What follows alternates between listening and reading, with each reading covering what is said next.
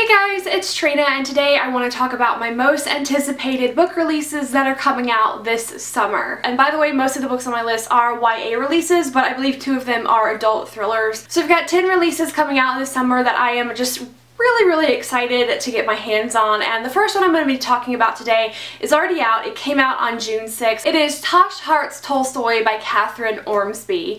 This is a YA, I think it's a contemporary story, and it's about an asexual main character who she loves Tolstoy's books, and she has a web series based on one of his books, and all of a sudden her web series starts to go viral and she starts getting a lot of attention for it. And through some of the online interactions that she's now having going on in her life, she begins to form a crush on this one guy, and I think she's kind of worried about if she tells him she's asexual that he may not want to be in a relationship with her. This book has come so highly recommended to me by my friend Jenna from the channel Jenna Claire K. She got to sit down and interview the author. She got an early copy of this book. She's been just raving about it. She does have me really excited to read this one. The next book on my list is Bad Romance by Heather Demetrios, and this one is coming out on June 13th. This is another YA contemporary book, and the reason that I'm really looking forward to this one is because I've heard that this is another book that is tackling a teenage abusive relationship. I believe that the premise of this book is about a girl who lives in a small town. She lives with a deadbeat mom and a stepdad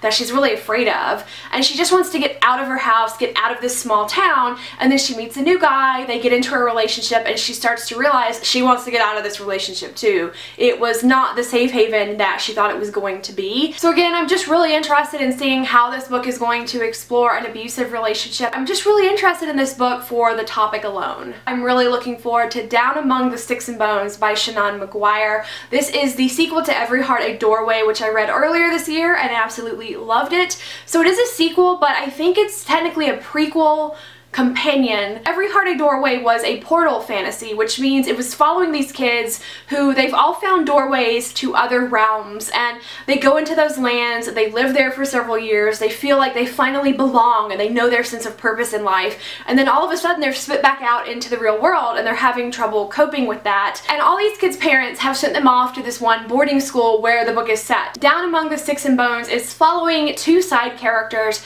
that we met in the first book, and we are going to kind of go back and find out what their story was before they arrived at that boarding school. So we're going to get to know them, their backstory, where they're from, and what their portal world was like. I wasn't like that interested in these particular side characters, but honestly I will take any story set in this world because I really loved Every Heart a Doorway so much. I loved the writing, so of course I'm going to take what I could get. I'm definitely looking forward to this book. Obsidian and Stars by Julie Eshbaugh also comes out on June 13th, and this one is the sequel to Ivory and Bone, which was a debut novel of last year that was a prehistoric time period, and it was kind of a Pride and Prejudice inspired tale. You have these 2 different characters from these prehistoric groups, and their families really want to make a marriage match, and these 2 characters hate each other when they meet. They just don't want anything to do with each other. You really can see the Pride and Prejudice elements in it, or at least I could. Like, it's not a straight retelling, but you can see how it is inspired. I really enjoyed Ivory and Bone. I don't necessarily think that it needed a sequel, but that makes me no less excited for this book. I will definitely take more in that world with these characters, and I really did enjoy Julie Eshbaugh's writing. So again, this is just another one that I'm really looking forward to because I liked the first book so much. Then coming out on June 27th is The Gentleman's Guide to Vice and Virtue by Mackenzi Lee. I don't know too much about this book, but I've just seen it kind of everywhere, and I know people whose reviews that I trust, and they always get me really excited for book releases.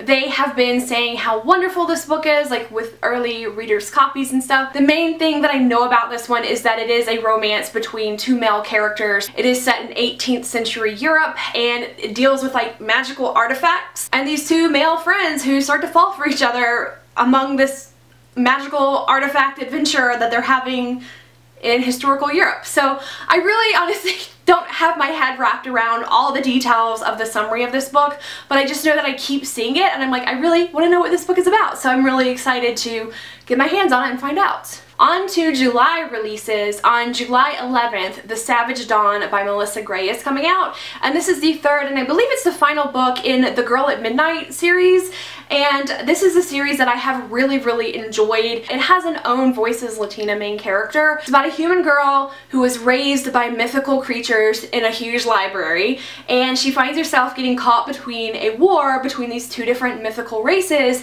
and like the only way to stop the war is to find this other giant source of power. So some characters from one group and some characters from another group decide they're gonna kind of go rogue and team up together to find the thing that can end this war once and for all. I have really enjoyed this series. I love the characters. There are so many different ships, so I'm definitely looking forward to how it's going to end, because like big things keep happening in each book, so I definitely need to see this one through. Also on July 11th, I'm really excited about Unraveling by Sara. This is her sequel to Unblemished, which was her debut novel of last year, and Sara is a booktuber. She is one of my friends, and this is an urban fantasy YA series following a girl who lives in New York, and she has a birthmark on her face that has really caused her to not have much self-confidence. She just feels like it's ugly, she wishes she didn't have it, and she starts to learn that there are parallel versions of New York City and that her birthmark is actually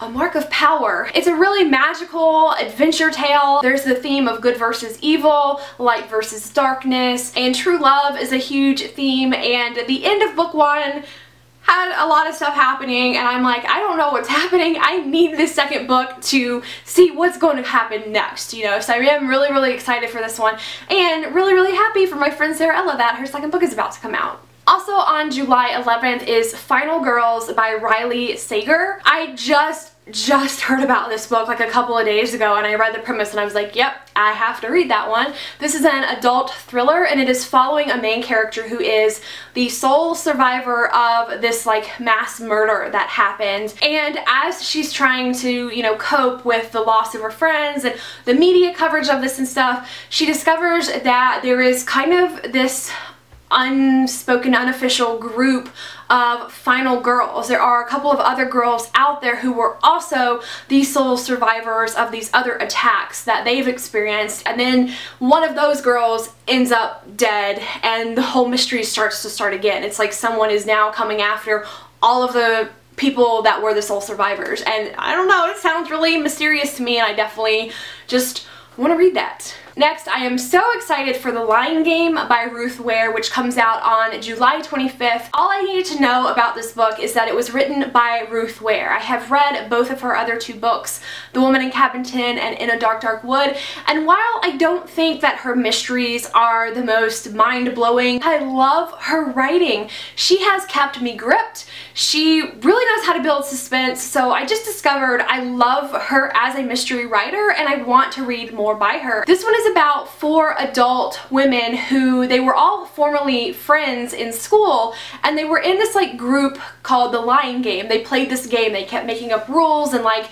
doing these like dares or tasks, and they just kept getting into a lot of trouble, and this lying game got them expelled from school for some reason that we don't know yet. They haven't seen each other in years, and then one day 3 of them get a text from the 4th woman that just says, I need you. I really want to see what kind of a mystery that Ruth Ware has built this time, and just I'm really looking forward to that feeling of being on the absolute edge of my seat, having to know what happens next, and so I'm really excited about it. And the last book on my list is The Rattled Bones by Shannon Parker. This one comes out on August 22nd, and the reason that I'm interested in this book is because Shannon Parker is the author of the book The Girl Who Fell, which was her debut that came out last year, and I really loved that book. It deals with abusive relationships, and I've just been eagerly anticipating whatever her sophomore novel would be. But this time she is tackling a YA mystery, and we are following a girl who starts to have visions of this ghost who is on this nearby island. Something really bad happened on that island like years ago,